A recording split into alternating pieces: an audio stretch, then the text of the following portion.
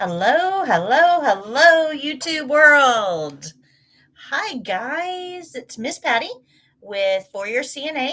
I know the connection isn't very good, and I know the lighting isn't very good, and I'm sorry about that, but we'll see what we can do here. Um, I am not in my normal office, and I'll get to that in just a few minutes. But to For those of you who don't know, I'm Miss Patty with For Your CNA, and every Thursday at 3, even when I'm on vacation, we go live to discuss CNA training questions, testing questions, or even clinical questions for those of you that are currently certified and working. So we kind of cover the whole range of anything pertaining to CNA. And I am, like I said, not in my normal office. My connection's a little spotty, so bear with me, but I am on the Carnival Ship Paradise. So this actually leaves from Tampa today, and I'm on board. And this is I love to cruise. So I live in Florida and I'm only a little ways away from the port. So several times a year, I'll jump on a ship and be able to get away for a few days. And generally, it's over the weekend. And Thursday is one of those days that I'm starting to cruise, but I want to come live with you. So even though and it's really noisy out there because it's summer and all of the kids that are out of school are on the ship, so you'll hear some kids running up and down the hallway, and you'll hear a lot of activity, and that's awesome because they're on vacation, and that's what you're supposed to do on vacation. So I'm going to be with you. We're not going to do the full 45 minutes today because my connection's a little bit spotty and we're getting ready to leave port, so I know I'll lose connection. So we're going to be about 30 minutes today. So those of you who have a question, make sure you put it in the chat and I'll answer it quickly before we go. So for those of you just joining, I am on the Carnival Ship Paradise, and this is my favorite ship. It's one of the smaller ones, but this is probably my 12th time on Carnival Paradise, and I like it because it is a smaller ship, and there's not quite as many people on board. Of course, it doesn't have a lot of the amenities the big ships, right? But I really like it because it's a little bit more intimate, a little more family oriented. And because it takes shorter cruises, I can cruise a little more often. So I love being on a cruise ship. If you haven't been on a cruise ship, man, you got to give it a try. It's awesome. But one of the things I really like about being on a cruise ship is getting the ability to interact with people that I wouldn't normally get a chance to interact with because the staff on board, for the most part, is not American. There's very, very, very, very few Americans on board from a staff perspective. So I get to meet people from all over the world, all sorts of different cultures. And I find this fascinating. I love talking to people that come from different areas of the world because our experiences may be completely different. And I'm very interested in knowing their experience. So I always take the time to talk to the staff members and find out where they're from, how long they're going to be on the ship, what made them decide to leave home and travel for extended periods where they're not around their family or their friends, and what kind of a unique experience that is. But I also like learning about new cultures from the people that practice those cultures. So sometimes we can get very narrow minded. Especially if all the people you interact with are just like you and do the same things you do and have the same experiences you do. So I really like to get on a ship to kind of broaden my horizons and remember that, there's a whole lot more out there than just my little tiny corner of the world. So this actually helps me too when I'm working with patients because patients are going to come from all different cultures. And it helps to understand a little bit about um, what their struggles might be or what their life experiences have been, and having the opportunity to talk to people on a social level to really refine my communication. I'm able to take those skills into clinical practice and be able to talk to patients to get that same type of input. And it's easier in a social setting than it is in a clinical setting. So this is where I come to practice. So it's really neat to find out about different cultures and different places. But, culture can mean something different too, right? When we're talking about cultures, I'm just not just talking about Ukrainian culture or South African culture or Filipino culture, although there's something to that. I'm also talking about the culture in an establishment, right? So, where I work, we have a culture, right? The way that we relate to one another, the shared experiences that we've had, the type of environment they're in, that creates a work culture. And you have one too, wherever you are. You have a work culture as well. And new people coming in, they sense that they're an outsider because they're not part of that culture. So they have to take some time to get to know the culture and to kind of adapt it as their own. So, as established workers, we need to be open to sharing with new people so that they can kind of figure out the lay of the land. But we also need to be open to what they can bring in as well. So, really, a culture, right? When we're talking about culture, it's a set of shared values and thoughts and experiences and practices that unite a people. Now, this could be nationality, it could be religion, it could be family, it could be work, but a culture is a shared group of shared beliefs and practices. Um, so think about your own workplace. What kind of a culture are you fostering there? Are you the type of person that helps other people? Are you the type of person that welcomes new people in and takes the time to talk to them? Are you the type of person that is recruiting to bring more people in? Are you the type of person that takes a minute to listen to your patient's thoughts and fears? What kind of a culture are you creating wherever it is that you work? And I think that taking the time to think about it instead of getting so caught up in just kind of the day to day routine, I've got to do this, this, this, and this. I think that, having an opportunity to stop and take a step back and think about how what we do impacts other people. So, to illustrate this, here on the ship, we have a room stored, and that room stored is this is where he works, right? He's here for 7 8 months of the year, and then he gets to move.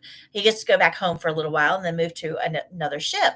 So this is where he lives for 7 or 8 months, and he has a roommate where he's in his bunk room, and he has a group of friends that he socializes with when he's not actively working. This is where he lives, but this is his day-to-day thing, right? He comes in, he vacuums, he makes the bed, he changes out the linens, he, gives clean towels, he makes sure everything is nice and neat, takes care of any needs that we have, brings ice or, whatever needs to be done. And it's, it's very easy to get caught up in that day to day, right? So he vacuums all the rooms, he changes all the linens. It's all day to day to day to day, all that routine. And we're guilty of that too. We get caught up in the routine. Um, but it's interesting, right? When you're in a different place that outside of your comfort zone, interacting with people that are outside of your comfort zone, it's interesting that when you're how do I put this? It seems that the more uncomfortable they are, the more open they are to talking to people. So I found that really fascinating. And I think that it applies to us too. So, if we're very comfortable in our jobs and our environment and where we're working and the people we're working with, we tend to like close the borders and not be real open to other people because now, we're comfortable, we're just going to go in and do our task and day to day.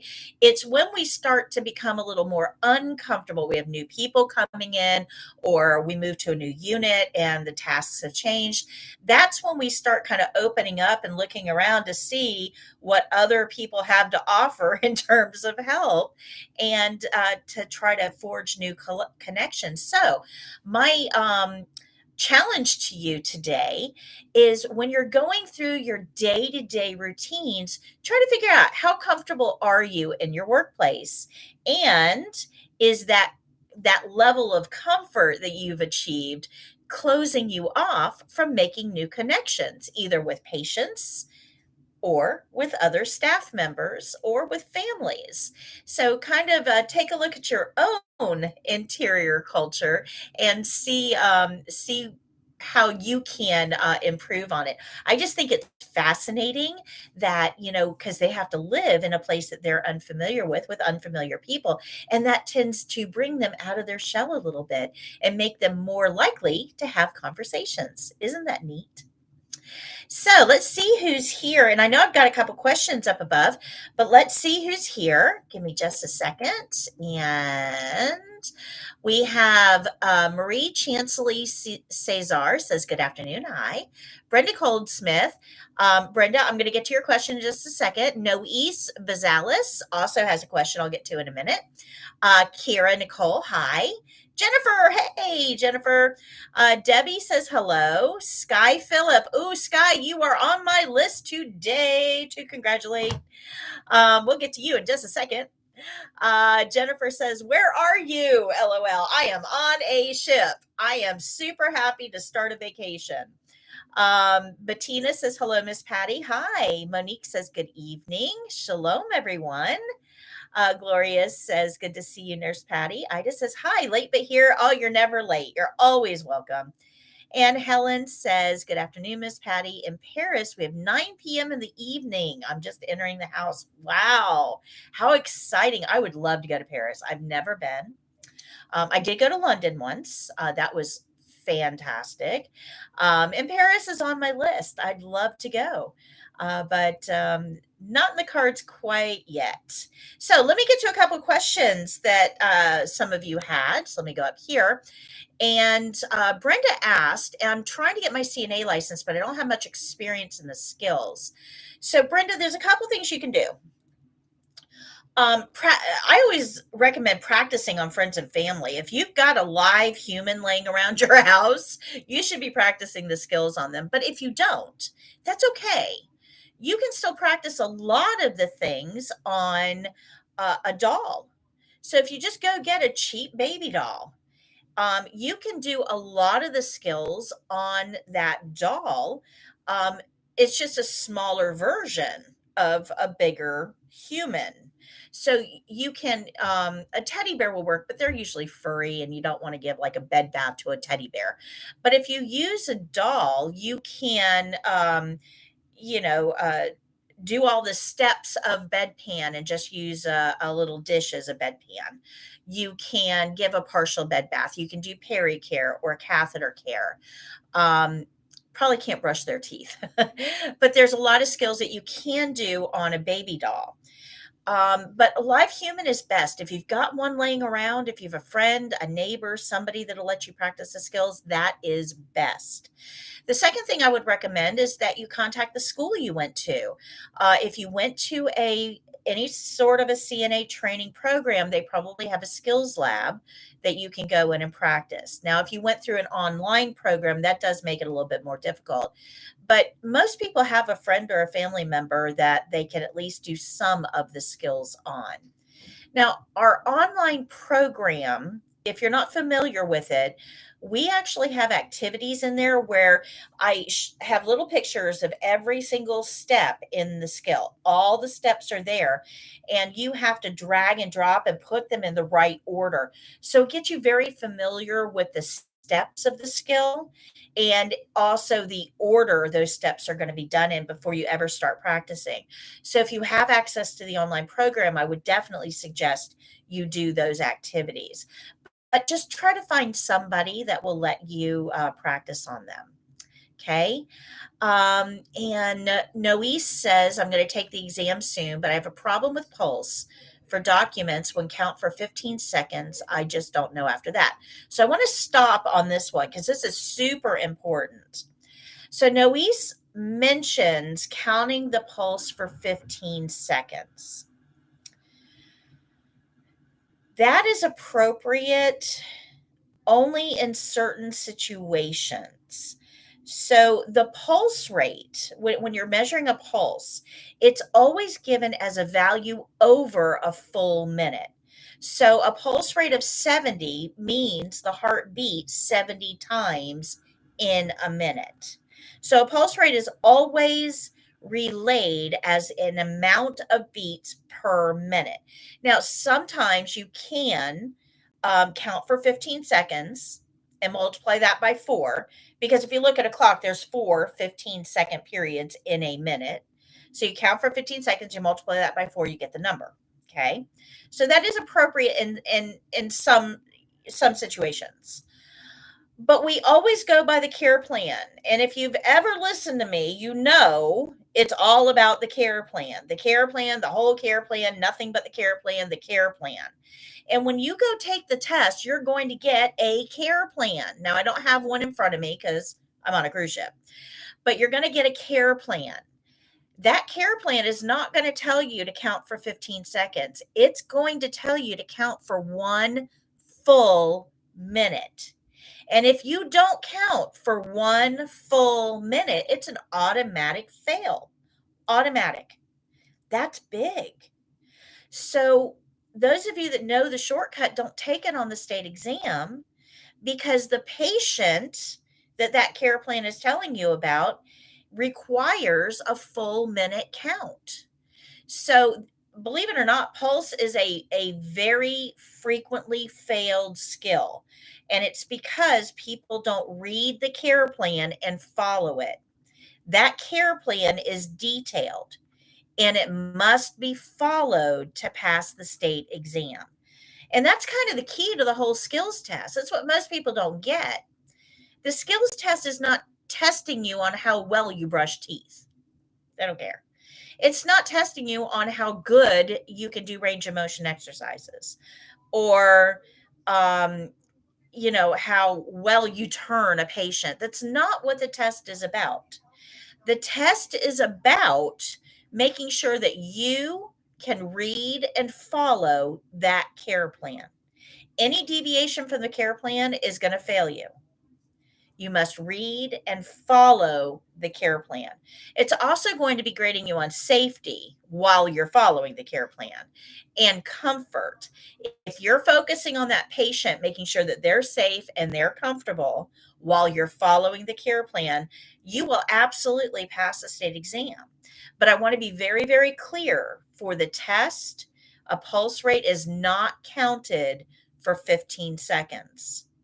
You must count for 1 full minute, because that's what the care plan tells us to do. I hope that clears that up for you, Noise. If you have any other questions, let me know.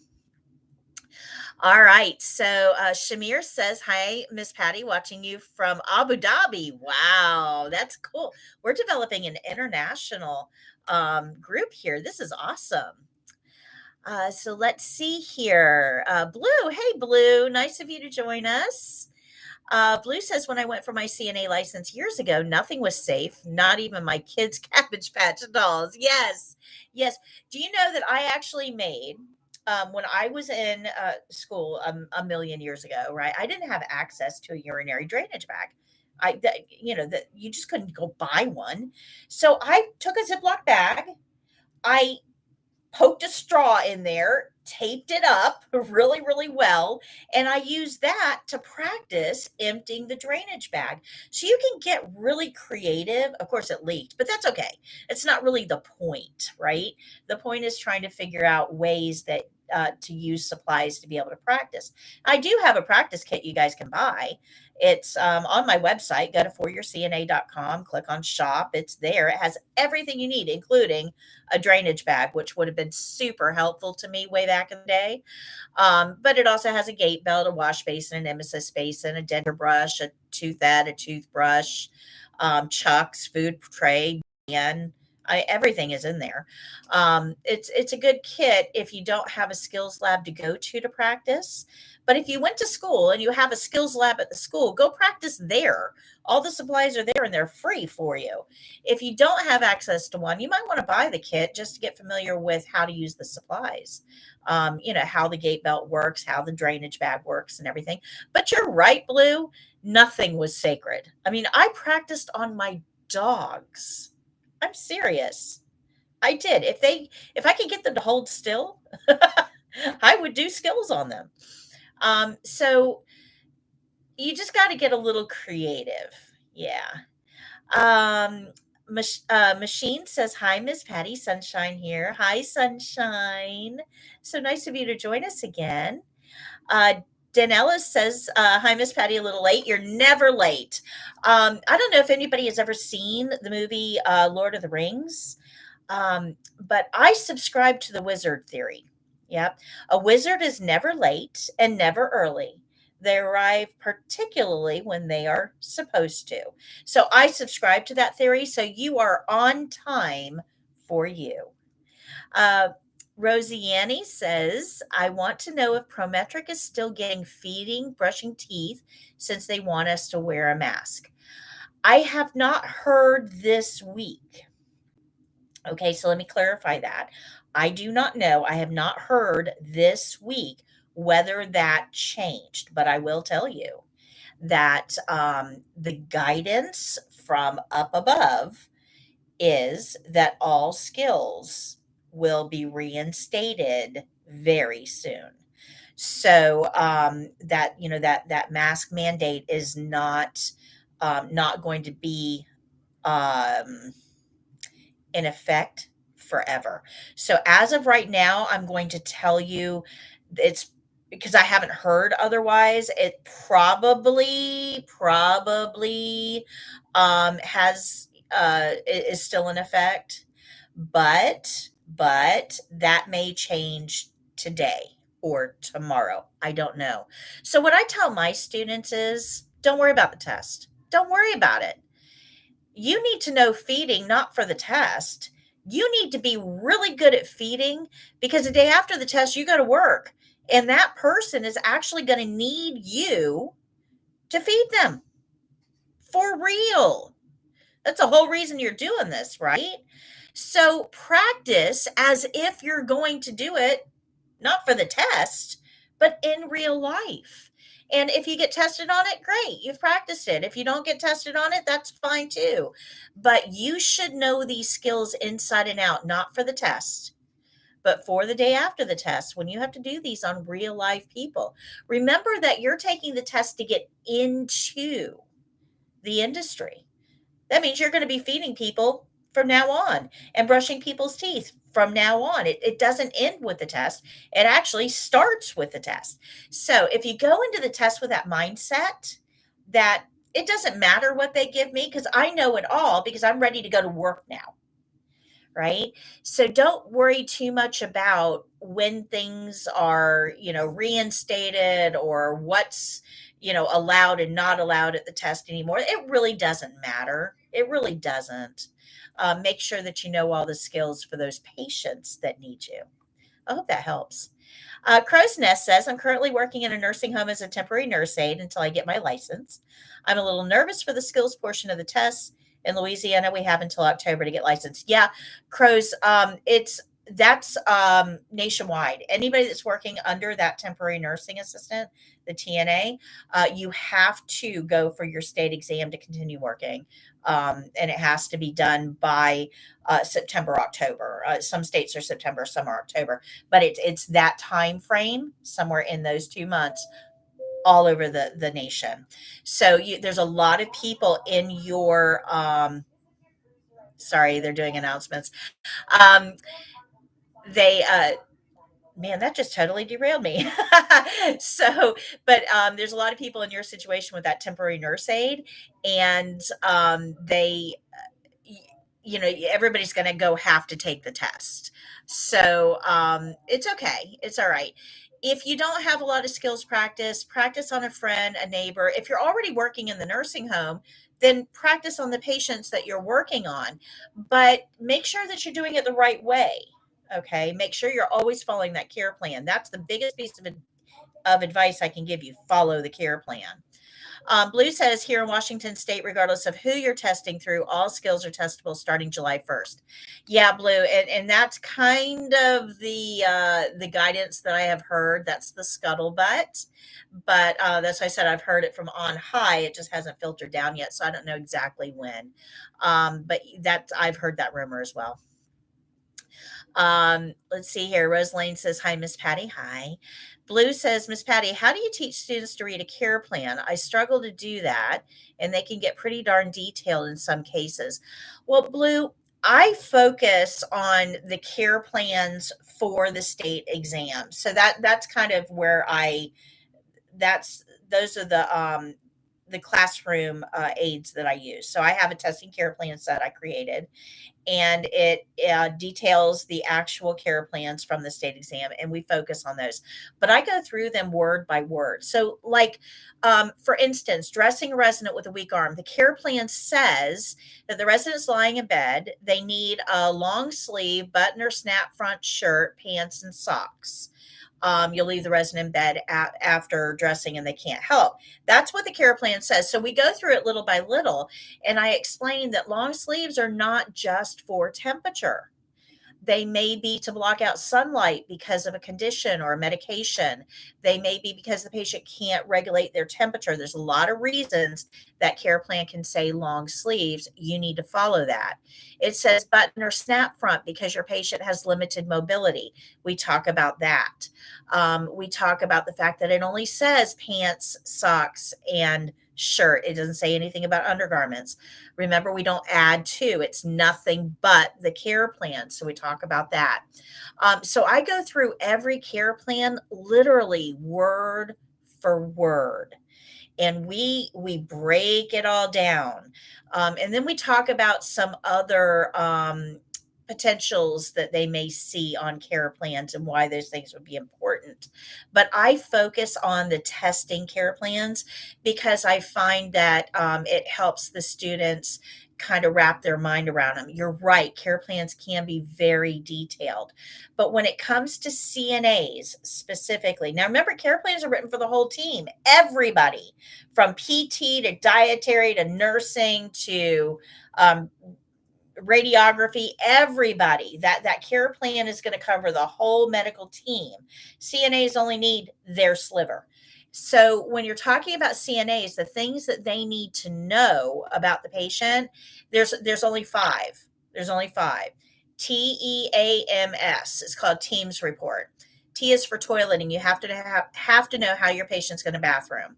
E is for eating. Are they on a special diet? Do they need their liquids thickened?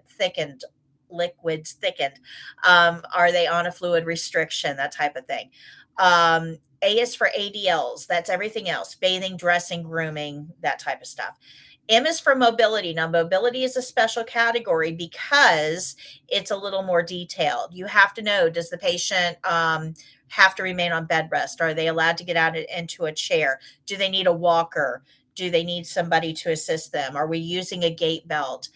What are their mobility restrictions? Do they have to be turned and repositioned every 2 hours around the clock? And then S is for special. That's going to encompass anything unusual: vital signs every 4 hours, blood sugar checks, that type of thing. So if you know those five things about your patients as a CNA, you have summed up the care plan for that patient. Everything a CNA needs to know. TEAMS. I have a lesson on that in my skills book. So those of you who have the CNA Skills Study Guide, the Teams Report is a lesson in there. Okay, so Clara says, "Enjoy your vacation, Nurse Petty." Thank you so much, Clara. I appreciate it.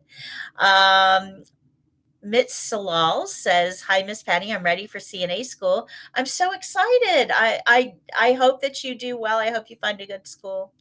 Helen says, "When are you going for holidays?" I'm just going for 4 days, Helen. Just it's just a basically a long weekend where I get to put my feet up and have a drink and just take some time away. I need that once in a while.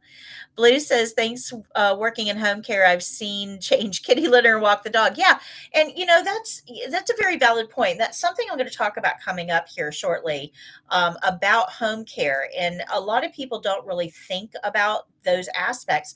But we are there to go and do what the patient cannot go and do. So if the patient has a cat and the patient can't bend down to change the kitty litter because they get dizzy and they pass out, well, somebody's going to have to change kitty litter or the cat's going to have to go. I mean, those are really the only two choices here. So, in order to maintain a clean, safe, hygienic environment. So, if I've got a home health aide that's familiar with animals and knows how to change kitty litter and they're okay with it, that's great. If I can't find a home health aide or a CNA that's willing to take that on as a responsibility, then, the cat's going to have to go. So, we try. I mean, pets are. I have a dog. I love my dog. I am on a cruise. I have an app on my phone where I can see inside my house to talk to my dog. Okay, I get it, guys. I mean, pets are important. So, if I'm the person in the home and I know that the only socialization that this patient gets is me and the animals, those animals are super, super, super important. So, if I need to change kitty litter, I'm going to change kitty litter. That way, the patient gets some socialization. So, we have to think beyond. I have to do this, that I didn't go to school to change kitty litter. It's what does the patient, who are you there for? Are you there for you and a paycheck, or are you there to help the patient with what they need from you? So it's all about mindset. And I try to talk to my caregivers, to help remind them of that. So we'll talk about that a little bit more in a future episode, Blue. Den says, "I'm currently in training for medical assistant. My intention is to have a small assisted living facility. I was told I don't need to be an RN. Is that correct?" Yes, that's correct. All you need to do is take the administrator course.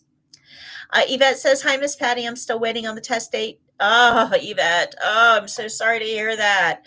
Hopefully we'll have better news by next week. I'll keep my fingers crossed. Okay. Monica says, "Have fun." Thank you. I'm going to get off of here in just a few minutes.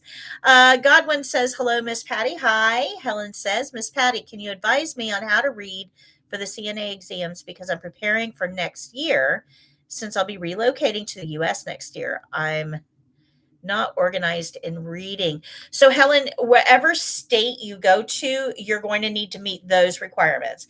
If you move to Florida, you can challenge the test, which means you can just take the test, no classes, no education, no nothing, although I would recommend that you take a class. If you move to any other state, you have to take a class to be eligible to test. So I can't give you advice, Helen, until I know more about where you're going and what those requirements are. And I would encourage you to, wherever you end up, to enroll in a school and they will help you register for the test. Okay. Crow says, "I realize for certain skills it'll be hard for me to practice like catheter care because none of my residents have catheters." It just hit me. Crows, if you have a baby doll, go get even a Barbie doll. Okay. So go get a doll of some sort, cut a hole, put a straw in there, and you have a catheter and you can practice catheter care.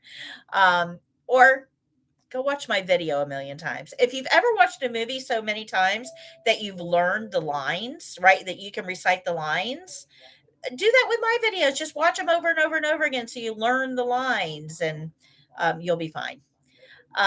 Okay, so Yvette says, "Thanks, enjoy your vacation." Helen says, "You'll be in Oklahoma." In Oklahoma, you have to take a class. So you need to register for a CNA class and they're going to help you. Rosalind says, "Can I have more explanation about Prometric test in Massachusetts?" Rosalind, all watch the animated lessons, watch the skills lessons. Everything is there for you. I deep dive into Prometric. That's my life. Okay. And unfortunately, I'm out of time now because we're about to cast off and I'm going to lose my internet. So, real quick, let me congratulate those who passed the CNA state exam this week. Drop by my channel, let me know. Sky Phillip, who I saw on here earlier, congratulations. Way to go. We're super, super proud of you. Nadej Joseph also passed the state exam. Good job. Daru Peace passed the test this week. And I Marquez dropped by to let us know that they had been out of class for like 10 months. On my website over and over and over and over again and passed the test. And they were super excited because they were really, really scared that because it had been so long since they were in school that they weren't going to be successful. So those videos do help, guys. So that's what I would recommend to you, Rosalie. Go onto our website and see what we have to. It's all free. I don't even make you sign in. Just go watch them and you'll be fine. Ebony Diaz told me that they're testing on the 24th. So we are going to wish them good luck, good vibes, and come back and let us know how you do.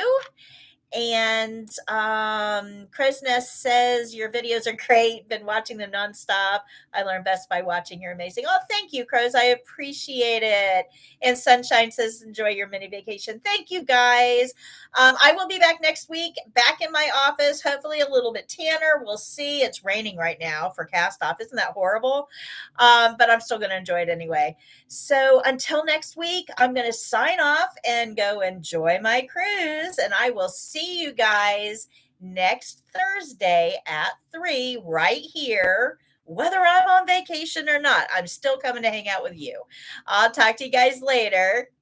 See ya. Until next time, happy caregiving.